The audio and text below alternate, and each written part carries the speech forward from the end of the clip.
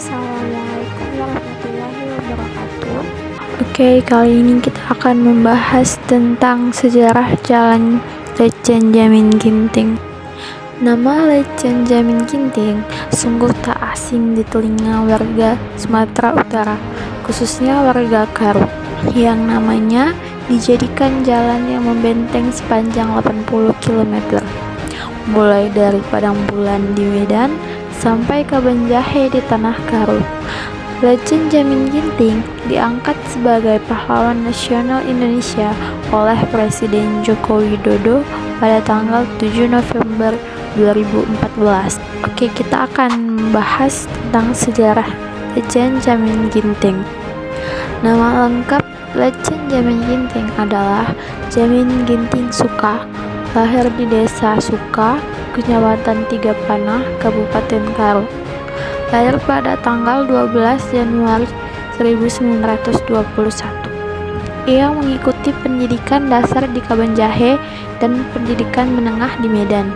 Setelah menamatkan sekolahnya di sekolah menengah atas, ia masuk sekolah militer yang diorganisir oleh Jepang yang membangun kesatuan tentara yang terdiri dari anak-anak muda di Tanah Karo. Gunanya untuk menambah pasukan Jepang untuk mempertahankan kesatuan mereka di benua Asia. Jamin Ginting adalah seorang komandan pada bentukan pasukan Jepang. Jamin Ginting mewakili karir militernya di zaman pendudukan Jepang pada 1943. Dia mengikuti pelatihan perwira tentara sukarela di Yugon. Beberapa rekan seangkatannya antara lain Ahmad Tahir, Richard Siahaan, dan Boyd Nainggolan. Sempat bertugas di Pangkalan Merandan sebagai komandan pengawal. Jamin kemudian dipindahkan ke Blangkeren, Aceh Tenggara. Di Blangkeren, Jamin menjadi komandan Kompi Istimewa Gyeogon dan merupakan salah satunya perwira Bumi Putra. Di kota kecil inilah Jamin mendidik anak-anak muda asal Gayo untuk dijadikan prajurit tanah air ala Jepang. Kelak kemudian banyak dari anak-anak muda itu menjadi prajurit pejuang rakyat Indonesia. Selepas pendudukannya di Jepang, Jamin menjadi komandan batalion TKR di Kabanjahe. Jamin terlibat banyak pelagan ketika pemegang wilayah perang di Tanah Karo, Langkat, Deli Serdang, dan Aceh Tengah selaku komandan Resimen 1 Divisi 10. Di wilayah ini kerap terjadi kontak senjata dengan pasukan Belanda di tengah hutan, dan dalam situasi mengungsi. Dalam buku hariannya, Jamin setidaknya mencatat 2 pertempuran terpenting. Pertama, pertempuran Titi Bambu terjadi pada 21 Agustus 1947. Pertempuran kedua adalah di Bukit Merdinding pada tanggal 28 Desember 1948.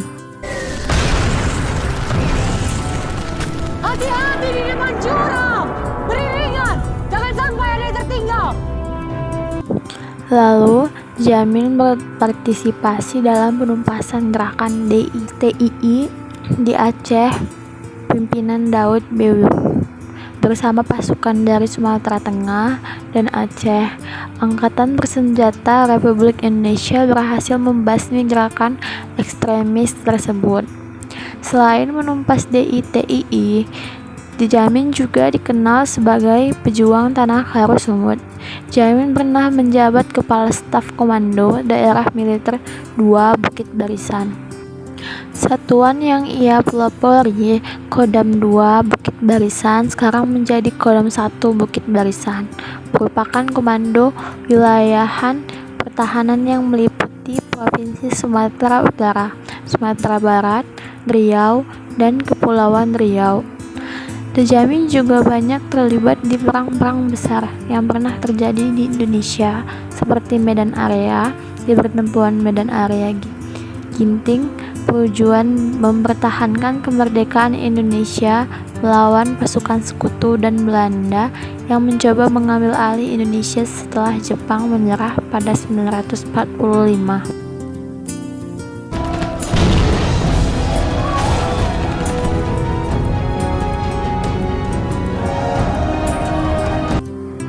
Karir Jamin mulai meredup memasuki era Orde Baru dalam kepemimpinan Soeharto. Di zaman Soeharto, Jamin Ginting kurang disukain. Jamin Ginting bukan orang yang mudah turut dalam grup Soeharto. Karena itu, posisinya di staf umum AD digantikan oleh Sumitro. Setelah itu, Jamin sempat bergiat di bidang politik dalam golongan karya dan sebagai anggota DPR. Pada tahun 1972, pemerintah mengirimkan Jamin ke Kanada sebagai duta besar berkuasa penuh Indonesia dengan pangkat Letnan Jenderal.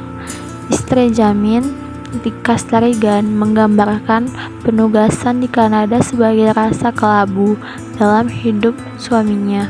Sebagai tentara, Jamin agak tak ikhlas menerima tugas sebagai duta besar dan berharap kembali ke Indonesia. Namun, disitulah ujung pengabdiannya.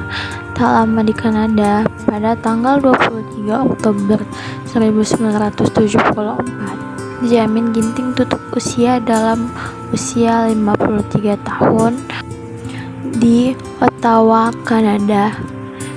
Dari Ottawa, jasad Jamin diberangkatkan ke Jakarta untuk kemudian dimakamkan di Taman Makam Pahlawan Kalibata di Jakarta Selatan.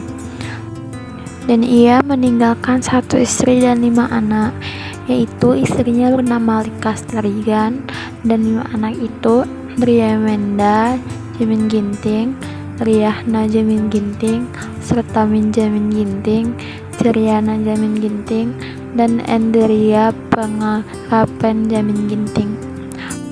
Penghargaan sipilnya adalah sebagai Pahlawan Nasional Indonesia.